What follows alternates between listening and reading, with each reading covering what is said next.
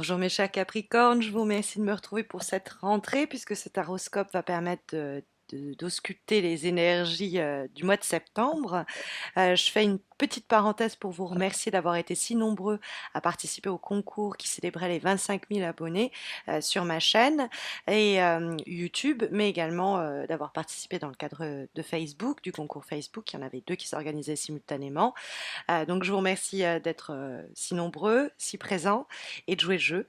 Et je vous invite à vous abonner à ma chaîne si vous ne l'aviez pas encore fait pour ne pas rater les prochains concours, mais évidemment les prochains taroscopes, d'octobre. Mais avant cela, intéressons-nous au mois de septembre avec cette très belle énergie de l'as de bâton bien aspecté. L'as de bâton, c'est une opportunité, une nouveauté, une innovation, une idée nouvelle qui jaillit, que l'on vous suggère, que l'on vous soumet, que l'on vous propose et dont il faut absolument se saisir ou qu'il faut absolument creuser puisque l'as de bâton se trouve dans les aspects positifs pour ce mois de septembre et que les as sont des symboles de démarrage, de potentiel, de nouvelles initiatives, de commencement, ici donc bien auguré, et les bâtons nous parlent de feu, de désir, de volonté et d'action concrète. Donc on n'est pas sur oh il y a quelque chose, il y a ça, c'est pas simplement une idée qui émerge. S'il y a une idée, il y a tout de suite le potentiel pour la réaliser. C'est vraiment l'étincelle, mais qui peut donner du feu très rapidement. Il y a l'idée d'être inspiré aussi par certains événements, alors peut-être qui vont à l'encontre de ce que l'on avait anticipé, puisque nous avons la carte du 3 de bâton qui se trouve dans les obstacles. Et 3 de bâton, ça peut être l'idée que on n'anticipait pas les choses de cette manière, on voyait pas ça de cette façon, et ça nous demande de nous réorganiser, de nous réorienter, nous revoir un peu les choses. Donc on pourrait être un petit peu pendant une période en perte de repères, mais même si ça bouscule certains de vos projets ou de vos habitudes, que ce n'est pas exactement raccord avec ce que vous anticipiez pour l'avenir, il faut néanmoins s'en saisir, puisque le 3 de bâton dans les obstacles peut dénoncer une occasion ratée. Donc l'as de bâton qui, quant à lui, va nous parler de la création de quelque chose, c'est aussi une bonne période pour la procréation, je le dis en passant, ça peut être faire naître un projet, une relation amoureuse, mais ça peut être faire naître vraiment quelqu'un, en l'occurrence. Donc là, on est plutôt dans la première étincelle, donc on est plutôt dans le rapport sexuel qui donne lieu à une grossesse, quoi, mais on n'est pas dans l'accouchement en l'occurrence. Parce que bon, je maintiens l'aspect un peu sexuel de l'as de bâton parce qu'il y a un symbole assez phallique dans la carte de l'as de bâton en général et que en dehors du fait très généraliste qu'elle peut mentionner, voilà, le désir de créer, de lancer, d'innover, de commencer, de démarrer, de donner l'impulsion à quelque chose ou de saisir cette impulsion, saisir cette opportunité qui se trouve juste sous notre nez, de secouer un peu la situation pour en tout cas la faire émerger et s'en saisir, même dans un cadre de rivalité ou de compétition éventuelle. Il y a cette idée de feu naissant et il y a un symbole aussi de désir sexuel.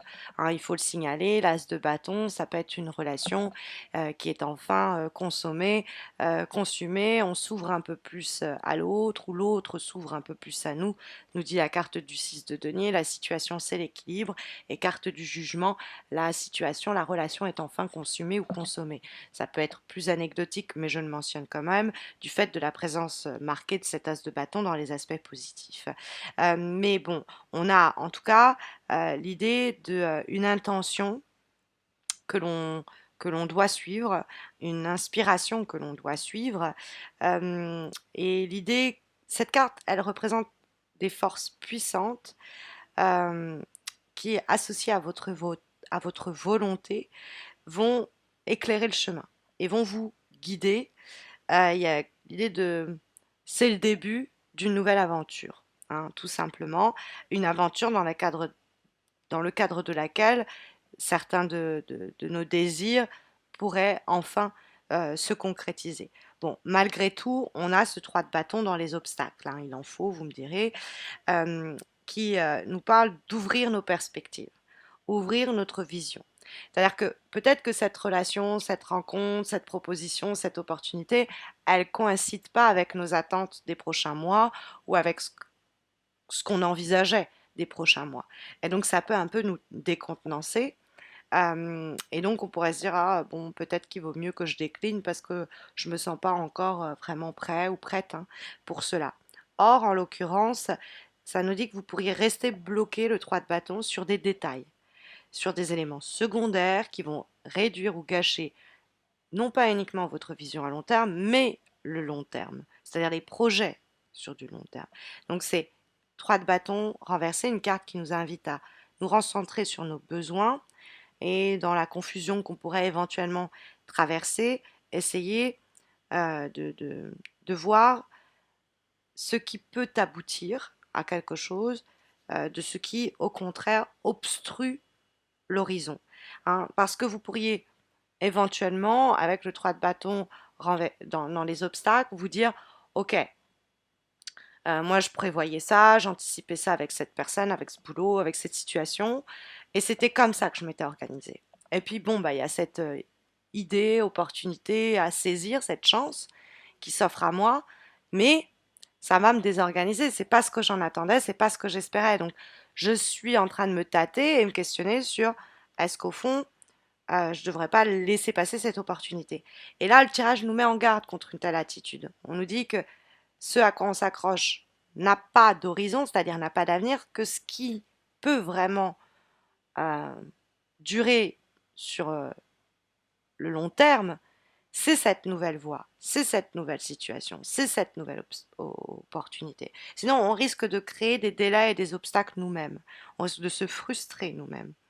Bon, ça peut être aussi des obstacles inattendus, le 3 de bâton, qui se mettent en travers de notre route, mais on va nous filer un coup de main, il va y avoir une entraide, quelqu'un qui va nous soutenir, un groupe de personnes, où on travaille tout simplement plus en collectivité, et donc du coup, on mise sur le collectif, pardon, et du coup, euh, on arrive à se libérer des obstacles qui nous barrer la route.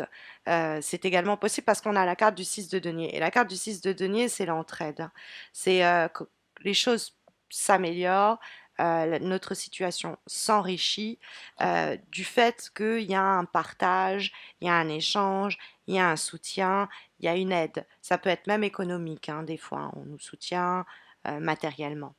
Mais le 6 de denier, c'est aussi d'une période d'ouverture où on sait tendre la main, hein, pour demander cette opportunité, qu'elle soit à vous, ou tendre la main pour se saisir de l'opportunité qui pourrait sinon nous passer sous le nez.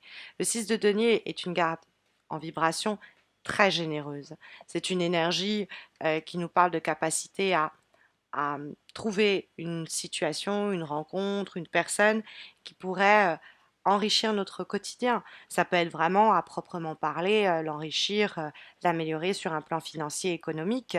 Ça peut être l'enrichir, il y a plusieurs manières, hein, de s'enrichir émotionnellement, mentalement, sur un plan de sérénité, de calme, bref.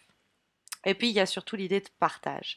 Il y a l'idée de communion qui permet quelquefois même de renverser un mauvais moment, une épreuve, parce que les autres sont là pour nous.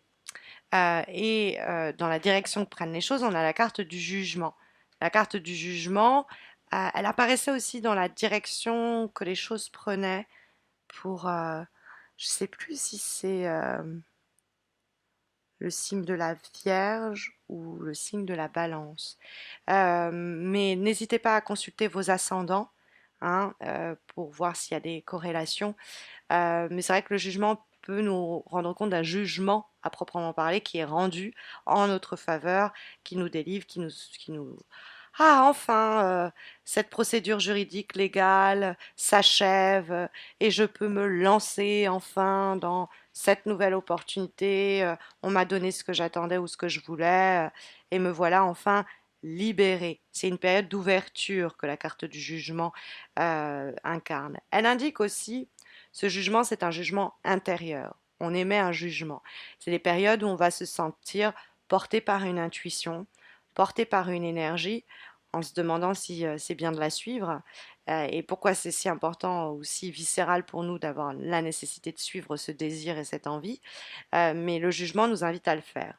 Hein, ça peut être cette nouvelle passion amoureuse qui surgit, mais le jugement peut également indiquer la résurrection d'une ancienne situation, ancien boulot, ancienne collaboration, ancien projet, ancienne relation amoureuse, ancienne relation amicale, et on a une action qui est réalisée et avec l'as de bâton et qui permet de faire renaître ce qui était jusqu'à présent mort ou en train de mourir, hein, d'agoniser.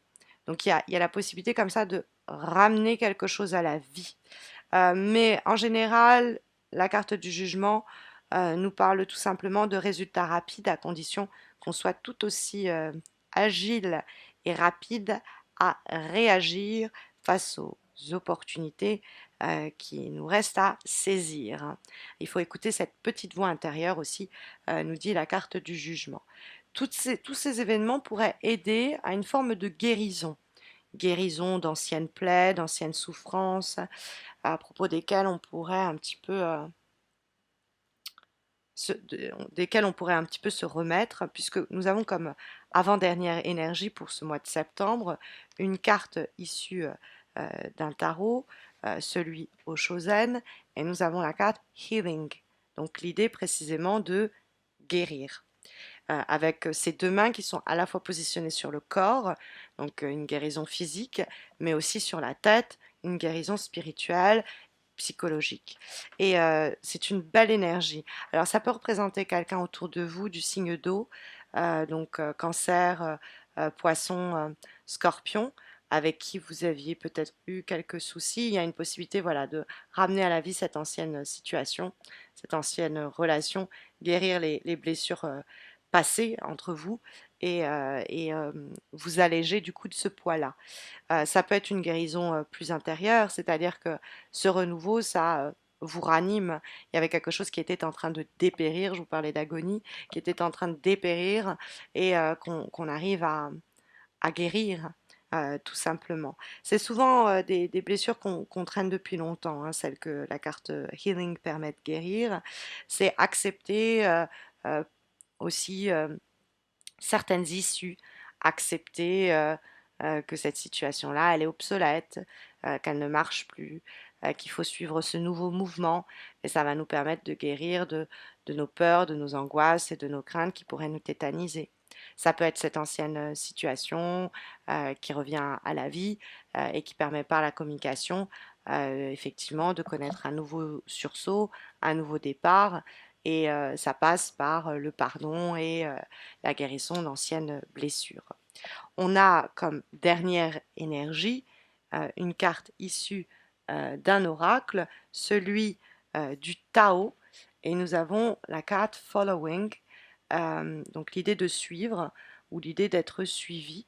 Alors pas comme suivi comme si on enquêtait sur nous et qu'il y a une filature, mais suivi dans l'idée d'avoir des gens qui suivent notre avis, qui nous écoutent, hein, c'est les suiveurs, on pourrait dire, donc on parle de disciples, etc. Mais c'est surtout une carte qui nous parle de coopération, de confiance, c'est compter, savoir compter sur les autres, et inversement, savoir qu'ils seront là pour nous rendre service quand ils auront, quand on aura besoin de nous. Et c'est être service à cette aide, ce soutien, ce support que l'on nous offre, que l'on nous tend. Donc il y a cette idée quand même que tout cela, toutes ces énergies se réalisent autour de relations humaines, hein, quand même, de personnes qui vous tendent la main, de personnes à qui vous êtes là et comme support et à qui vous prêtez votre épaule. Il y a cette idée d'ouverture aussi, donc de conciliation, d'empathie, de bienveillance qui peut en ce sens restaurer d'anciennes relations qui s'étaient mal terminées et donner un nouveau départ, relancer les choses, ou plus simplement vous guérir de ces anciennes blessures pour vous permettre de redémarrer avec une nouvelle confiance en vous, sans avoir crainte qu'on vous trahisse au boulot ou en amour ou en amitié par exemple. Donc voilà, en tout cas, les énergies ici sondées par les cartes pour vous aiguiller au cours des prochaines semaines, celle de septembre, en espérant que ça saura vous aider. Mais vous le savez, si vous avez besoin d'un tirage plus précis permettant de répondre à votre question du moment, il y a les concours mensuels que j'organise sur Facebook tout au long de l'année. Vous avez le lien de ma page Facebook en descriptif de cette vidéo, donc n'hésitez pas à m'y retrouver pour remporter un tirage un petit peu comme celui-ci en croix, mais répondant donc à votre problématique actuelle. Et puis n'hésitez pas non plus à vous abonner à ma chaîne YouTube si vous ne l'avez pas encore fait. Ça vous permettra de ne pas rater les prochains concours exclusivement sur YouTube, mais évidemment également les horoscopes. Je vous souhaite à tous et à toutes de belles semaines à venir, bon courage pour la rentrée et à très vite j'espère. Prenez soin de vous.